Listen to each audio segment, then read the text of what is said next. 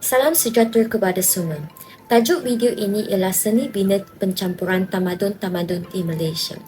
Seni Bina Malaysia merupakan salah satu warisan budaya yang sangat penting bagi negara ini. Sejak zaman berzaman, seni bina Malaysia telah mengalami perkembangan yang pesat dan mempamerkan kepelbagaian dari segi gaya, teknik dan reka bentuk.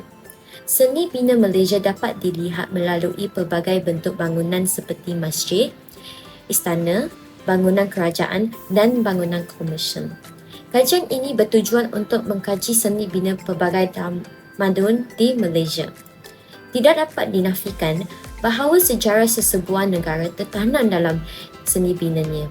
Oleh itu, kajian ini juga dapat menyampaikan mesej perpaduan dan kesepaduan sosial masyarakat pelbagai etnik yang bekerjasama dalam pembangunan seni bina unik Malaysia. Kajian ini juga menggalakkan perpaduan, semangat kekitaan dan identiti nasional dalam kalangan masyarakat Malaysia. Kumpulan kami telah melawat 3 buah bangunan iaitu pertama, bangunan Sultan Abdul Samad, kedua, Masjid Jamek dan stesen kereta api Kuala Lumpur.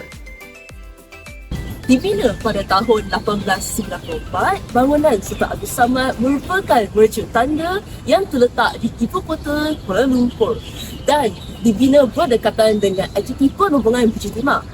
Jika diteliti pada peta, bangunan ini terletak di kawasan yang strategik di antara pertemuan Sungai Klang dan Sungai Gombak. Bangunan ini dirasmikan oleh Sir Fred Cheltenham dan dinamakan sebagai New Government Offices sebelum bertukar nama kepada nama Sultan Selangor. Bangunan ini pernah menempatkan pejabat sekretariat kerajaan, pejabat kehakiman dan pejabat tanah. Berkeluasan 10,200 meter persegi, bangunan ini direka bentuk oleh jurutera Britain A.C. Norman dan C. Spooner. Batu bata yang berwarna merah ini sebenarnya dibawa dari negara India yang juga berada di bawah naungan Britain pada ketika itu. Dari udara, bangunan ini kelihatan seperti huruf F. Bangunan ini juga merupakan bangunan kerajaan pertama Malaysia yang didirikan di atas tapak berbentuk segitiga. Keunikan bangunan ini sememangnya tidak dapat dinafikan dengan reka bentuk pencampuran 3 tamadun terbesar di dunia, tamadun Barat, tamadun India dan tamadun Islam. Seni bina Islam boleh dilihat pada unsur Moorish dan Mongol melalui bentuk secara seni bangunan ini dan juga buah kubah. Menara jam ini yang menyerupai menara jam Big Ben di London pula mengimbangi 2 menara kecil di sudut bangunan. Sultan Abdul Samad. Motif-motif Hindu dari tamadun India boleh dilihat pada motif teratai, ukiran berupa kalas dan aspeta taktik pola pada kubah bangunan. Begitu uniknya bangunan bersejarah ini sehingga reka bentuk Islam Moor, bangunan Sultan Abdul Samad menjadi inspirasi bangunan terkenal lain di negara Commonwealth seperti Taj Mahal di India. Kini, bangunan Sultan Abdul Samad merupakan bangunan ikonik yang menjadi lokasi pelancongan dan memberi peluang kepada rakyat Malaysia dan pelancong luar negara untuk mengimbau sejarah negara ini dan kekayaan bumi tanah Melayu. Sistem jam yang dibina di bangunan ini masih beroperasi dan dipelihara dengan baik. Di hadapan bangunan ini, rakyat Malaysia dapat menyaksikan acara perarakan sambutan Hari Merdeka setiap tahun dan pertunjukan bunga api sempena Tahun Baru. Dibina pada tahun 1909, Masjid Jamek Sultan Abdul Samad merupakan satu seni bina yang bersejarah dan melibatkan pembina yang berasal dari India pada zaman penjajahan British. Masjid Jamek merupakan salah satu di antara masjid yang tertua di Kuala Lumpur. Masjid ini juga merupakan salah satu landscape yang unik sebagai lambang keanugerahan agama Islam di kota kebudayaan Islam. Sehingga tahun 1967, Masjid Jamek merupakan masjid utama bagi solat Jumaat dan pusat aktiviti Islam. Hal ini kerana setelah tahun 1967, pembinaan Masjid Negara telah berlangsung oleh sebab masjid ini disempit oleh Sungai Klang dan Sungai Gombak masjid tidak dapat diperbesarkan. Tambahan pula, satu keunikan seni bina ini adalah tempat untuk mengambil wuduk. Penganut-penganut agama Islam yang hendak solat perlu mengambil wuduk di bucu pertemuan sungai. Oleh yang demikian, beberapa lapis tangga dibina ke dalam sungai untuk memudahkan orang ramai mengambil air sembahyang.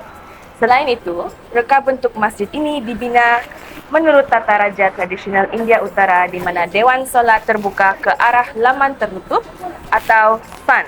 Reka bentuk masjid ini juga merangkumi unsur dan inspirasi pembinaan daripada seni bina Mughal dan Moor di mana terdapat kubah berbawang di kemuncak dewan solat dan di kemuncak menara. Dinding batu di luar Masjid Jamek mempunyai belang merah dan putih sama seperti Masjid Jamek di Cordoba, Spanyol. Masjid ini juga mempunyai persamaan dengan Masjid Moor, di mana gerbang bertiang mempunyai petak dan perincian dengan selang jalur bata-bata, plaster dan marmer. Hai, apa khabar semua? Sekarang ni kita adalah berada di stesen kereta Kuala Lumpur. Stesen ini terletak di Jalan Hishamuddin dan merupakan salah satu stesen kereta api yang terletak di Kuala Lumpur. Bangunan ini juga salah satu mercu tanda Kuala Lumpur dan dulu dikenali sebagai Victory Avenue. Selepas siap dibina pada tahun 1910, stesen kereta api Kuala Lumpur mula berperanan sebagai stesen kereta api utama dan penting di Semenanjung, Malaysia sehingga tersedianya stesen kereta api KL Sentral. Stesen ini juga digunakan sebagai hub untuk rangkaian kereta api Tanah Melayu. Selain itu, stesen ini terkenal dengan gaya pembinaannya dan diketahui sebagai salah satu bangunan yang tercantik di Kuala Lumpur. Menurut si pengembara akhbar berpengaruh di India, Times of India pada tahun 2021 telah menyenaraikan stesen kereta api Kuala Lumpur sebagai stesen kereta api yang kelima paling cantik di peringkat global. Stesen ini juga berada pada kedudukan keempat daripada 26 stesen kereta api lain sebagai stesen kereta api tercantik di dunia oleh Architectural Digest. Keindahan seni bina bangunan ini merupakan hasil titik perlu rekaan bentuk Arthur Benison Hubbard, arkitek kerajaan British yang juga telah mereka bentuk bangunan ibu pejabat kereta api Tanah Melayu di seberang stesen ini dan banyak lagi bangunan penting di Malaysia, termasuk Masjid Jamek Kuala Lumpur, pejabat kereta api Selangor dan lain-lain. Arthur Benison Hubbard menggunakan pengetahuannya telah mereka bentuk bangunan ini mengikuti seni bina Neo-Moor yang merupakan adunan imej gaya seni bina Inggeris Asia. Seni bangunan ini merupakan gaya yang tidak lazim digunakan pada ketika itu. Bangunan ini terdiri daripada satu terminal utama di bahagian hadapan bangunan dan 3 platform kereta api mengendali 4 lantasan di bahagian belakang. Struktur utama direka dalam steel rush, campuran barat dan Mughal. Bahagian hadapan stesen berbeza dengan bangunan steel sama yang memilih binaan bata terdetak dan dicat dalam warna cerah, biasanya putih atau krim, sepanjang tempoh perkhidmatannya. Pelantarnya ditutup dengan atap kerangka keluli yang pada awalnya lebih pendek dan dibuka semasa awal tempoh stesen beroperasi bagi membenarkan asap dari kereta api wap terbebas.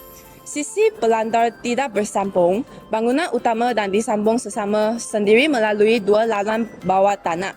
Kini, di stesen Kuala Lumpur yang berusia 113 tahun ini, kereta api tidak lagi berhenti di sini kecuali untuk berkhidmatan KTM komuter.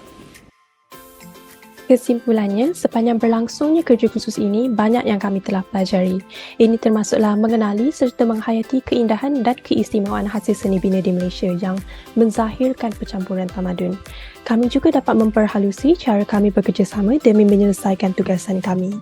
Sama seperti seni bina yang menunjukkan toleransi serta menyerlahkan ciri terbaik setiap tamadun, kami turut belajar untuk mengenali kebolehan setiap ahli dan membahagikan tugasan berdasarkan keistimewaan masing-masing. Selain itu, kami juga turut berkompromi dan membincangkan perkara yang ingin kami lakukan untuk projek ini. Hal ini membenarkan setiap ahli memainkan peranan penting bagi menjayakan projek ini dengan lancar. Ahli kata, kami seronok dapat melawat seni bina bersejarah di Malaysia dan bersyukur kerana hidup dalam kepelbagaian budaya. Itu sahaja daripada kami. Sekian, terima kasih.